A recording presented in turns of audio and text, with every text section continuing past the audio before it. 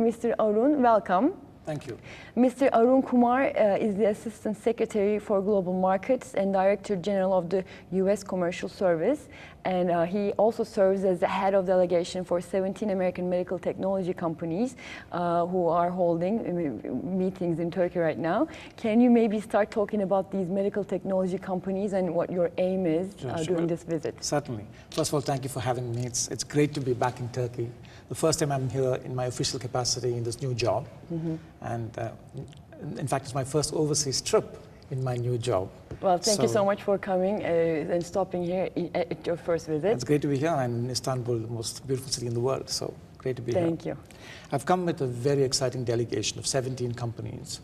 These companies are very innovative and they cover a bunch of technologies, medical device technologies, medical information technologies.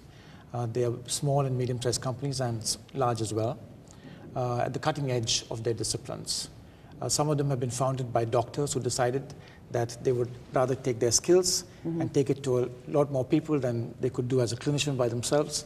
So people with a lot of mission and a lot of passion. And we find that the medical market in Turkey, because of your big investment in healthcare, the transformation that you're trying to bring about in healthcare, is going to make it very attractive for our companies to come and contribute to that transformation. So delighted to be here. So you mentioned that you have had over 400 meetings in the past 3 days, right? So it's a very full-blown agenda. It's a very full agenda. It's been 3 days. First day we started in Ankara, moved to Izmir, now they're here. And each company is meeting with a number of companies, 400 meetings. And you mentioned that earlier during last year and maybe the year before, with the same commission, you had some other visits targeting different sectors. Right. So can you talk about those a little bit? This has been a very successful approach for us in Turkey, as in fact in other countries.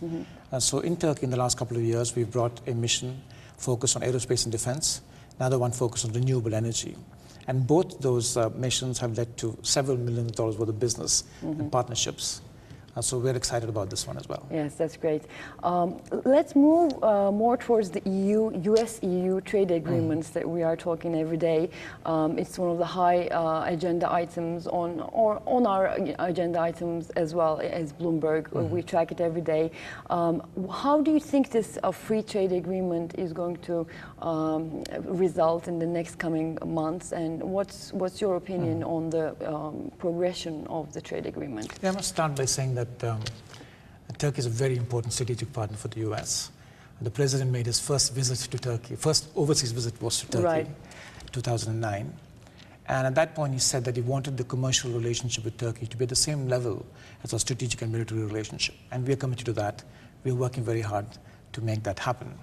Hence we're here we've already come with 3 missions over the last couple of years, and we want to have a big focus in that space. In terms of the agreements you referred to, as you know, there's the Transatlantic Trade Investment Partnership negotiations that are going on. And we've established with Turkey 2 mechanisms. One mechanism is called FSEC, the Framework for Strategic Economic and Commercial Cooperation. FSEC. Which is at the cabinet level. We have our Secretary of Commerce Pritzker, and our US Trade Representative Michael Froman. So they have that dialogue, they lead that with Deputy Prime Minister Babacan and Economy Minister Zebekci. So that's going to happen next week. Along with that, specifically with regard to TTIP, we have established, the President Obama has established a mechanism for Turkey to be kept apprised of the status of those negotiations. And that's called a high-level committee, an HLC. An imaginative abbreviation. Yes. Which is Ambassador Froman from our side, from the US side, and Minister Zebekci from Turkey. They're going to meet next week and be updated. So everyone wants to know how will this transatlantic trade, the TTIP, is going to affect Turkey, and can Turkey be a part of this deal or not? So, and actually this morning, Zebekci told the news agencies that if Turkey cannot be a part of this agreement, we might as well just get out of the customs agreement with the European Union, which created a lot of tension, as as you can imagine. So everybody's trying to understand if it's beneficial for Turkey to be in this partnership. And you're saying that the high-level committee, which is going to meet next week, is the place where this will be debated, and maybe what sort of responses and action items might come out of that meeting from your point of view? Well, the high-level committee, at that point, there will be a clear communication of where the U.S. discussions are on the TTIP. So that is what that committee is meant for. And that'll happen next week. Okay. And how about, you mentioned, right now in your agenda, the medical sector is one of the sectors that you guys are targeting. Other than this sector, and you mentioned defense and aerospace, and also construction, I believe. What other sectors do you aim to focus on in the next coming months? Actually, there are a number of areas. So let me talk about right now, this week, for instance. Tomorrow we have a meeting where we have got our US commercial service folks from the various countries around Turkey coming here to talk with the companies we've brought and with our team about how we can collaborate with Turkish companies to address these markets. We think it would be a very good way for us to strategically partner with Turkish companies to address markets that they're very familiar with. That's one area. The other area, as you said, is construction. Turkey is very successful in construction. And it would be a very good area for our companies to collaborate with Turkish companies, not just in Turkey, but in other areas as well. I'd also say that there's a lot more scope for increasing exports in both directions. For instance, I'll give you an example. Yesterday, I was at Eşboş, Izmir. In Izmir. Very exciting visit. And I went to this plant where they're building very sophisticated aviation components for US companies. So many of the components come from the US. Highly skilled work is applied here. The technicians are trained by the US company. And then these are exported back to the US for global markets. And they're working with very fine layers of titanium. They're using all kinds of electron beam technology. I mean, really sophisticated technology. It's a great example of adding value and getting embedded into a very critical global supply chain. So I think we just need to do more and more of those. And a lot of that is happening. US companies have invested in Turkey, and we're seeing a lot of good results from that. The other area where I feel where there's a very interesting connection with Turkey is Turkish companies investing in the US. So, my job, I've got really two big goals. One is to promote US exports. Two is to promote foreign direct investment into the US. And that's a program called Select USA. So we had Turkish companies actively working in the US, in investing in the US. And what we found is that this creates jobs in both the US and in the investing country. And we find a lot of interest. The US is the most attractive foreign direct investment market.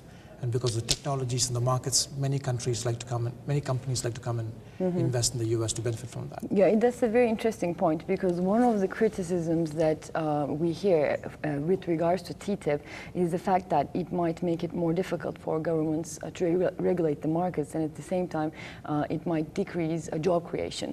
But in your opinion, you're mentioning that, and of course there's another side of the story who argue that this is in fact going to create many more jobs, and it's going to increase the output gap and have positive impacts on the economic side of the world. So from Turkey's perspective, we know that more than 40% of Turkey's foreign trade is with the EU and US combined. So this is a very important treaty for Turkey at the same time as well. So can you maybe evaluate beyond the trade dynamics, how important do you think geopolitically this relationship might affect the relationship between the US and Turkey and so forth, and the EU dynamics, of course?